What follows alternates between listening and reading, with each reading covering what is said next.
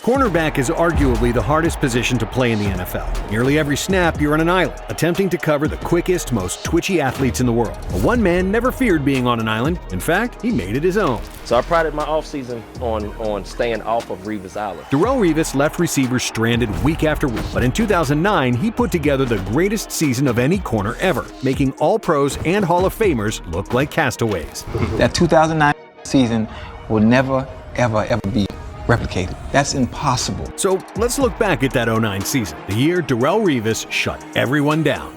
Because while the New York Stock Exchange was bottoming out in 2009, both the New York Jets and Darrelle Revis were on the rise. The Jets were coming off a 9-7 season, in which they narrowly missed the playoffs, and Revis had made his first Pro Bowl in just his second season. So, entering year 3, he was ready to put the world on notice. See, Revis was a rare blend of physicality and finesse at corner. He had fluid hips, ability to change direction on a dime, and with a 4.38 40 speed, he could run with anyone. But he was also a fearless tackler, who actually finished second on the Jets in tackles as a rookie, which is unheard of from the cornerback position. He was so strong and he had an arm bar. Ball skills was elite. Everything about him was elite. The chance of us seeing anything like that again, it's going to be a long time coming. By 2009, head coach Rex Ryan had built the Jets' entire defense around Revis' skill set. They were able to blitz and bring exotic looks, selling out for sacks and tackles for loss, because he knew Revis could shut down an entire side of the field. Typically, what Rex wanted to do was take Darrelle and play a man-to-man against the second best receiver, and then double the best. But because Darrelle was so good, he could literally take half the field all by himself. He ensured the back end would hold, so the big boys up front could eat. And for any regular NFL corner, the list of receivers the Jets faced in 2009 would look like a murderer's row. But for Darrelle Revis, it was a chance to host some of the biggest superstars at his newly revered tropical wasteland, Revis Island. The Jets opened the season with the Houston Texans, and for Revis, that meant he'd be manning up Andre Johnson. If anyone needs a refresher, Andre Johnson is one of the most complete receivers the NFL has ever seen. He was big, tough, fast, a great route runner, and he had a mean right hook.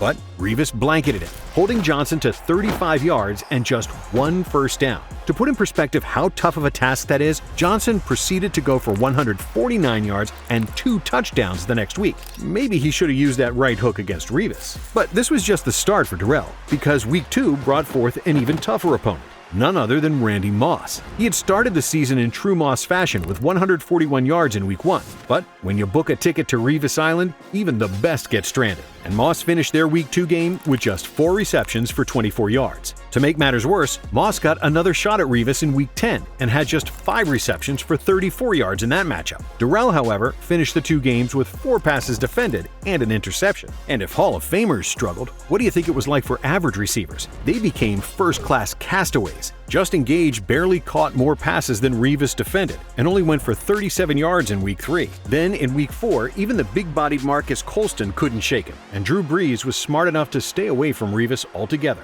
as Colston caught just 2 passes for 33 yards. Week 5 was probably Revis' worst all year, and it came at the hands of Ted Ginn Jr. of the Miami Dolphins. Ginn had 57 yards and a touchdown, 53 of which came on a single play. But let's get back to the Hall of Famers, because next in line was Terrell Owens. Owens is top 3 in career receiving yards and touchdowns, but he added next to nothing to those tallies in his 2 matchups with Revis in 09. Owens had 3 receptions for 13 yards in their Week 6 matchup, and then 3 receptions for 31 yards in Week 13, as Revis silenced one of the loudest receivers in NFL history. But after his first matchup with T.O., Darrelle spent the next few weeks making average receivers look terrible. He held Louis Murphy to 58 yards, Devon Best to 18 yards, Mike Sims-Walker to 49 yards. It was like clockwork. His next big matchup came in Week 12 against Steve Smith, who had a horrible trip to Revis Island. Revis kicked the game off with a pick 6, then proceeded to hold Smith to 1 reception for 5 yards. Smith was so locked up that he celebrated that lone catch like a touchdown. The next time Delhomme looked to push it deep to Smith, Revis pushed him all the way to the sideline before snagging his second pick of the game. Darrelle closed out his 09 campaign facing 3 All-Pro receivers. In Week 15, it was Roddy White, who he held to just 2 receptions and 16 yards. Then Reggie Wayne, who finished with just 33 yards. And finally, Chad Ochocinco had 0 shot against Revis. That's as many catches as Ocho had too. 0.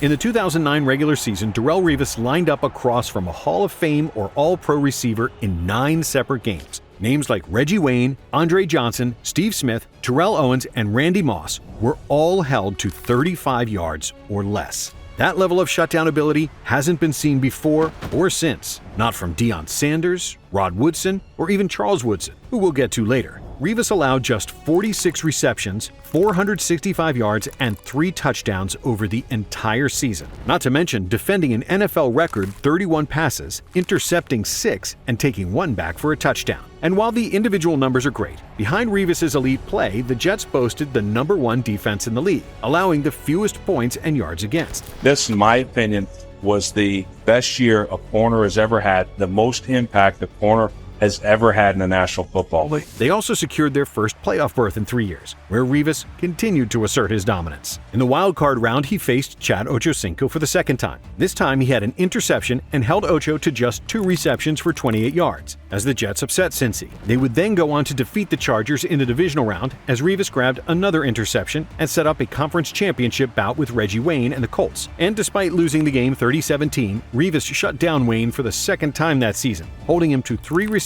for 55 yards, capping off the greatest season we've ever seen from a cornerback. But unfortunately, the campaign ended in controversy. Despite being widely regarded as the best defender in football, earning first-team All-Pro honors, and leaving all-time great receivers stranded on Revis Island, he was snubbed as Defensive Player of the Year. That went to Charles Woodson, who had 9 interceptions, 3 of which he returned for touchdowns. And while Revis may not have matched Woodson's interception numbers, by the end of the year, QBs weren't even looking in his direction. He only allowed 11 receptions total over the last 6 games of the season. His PFF rating of 97.6 is still the highest ever for a corner, and throwing the ball anywhere near Revis netted quarterbacks a 32.3 passer rating. A QB could spike the ball into the ground every play and be better off, as it would give him a 39.6 rating. What Darrelle Revis did in 2009, we will likely never see again. It was the perfect combination of a player at the peak of his powers, passing every test the game has to offer. And it's safe to say that after it,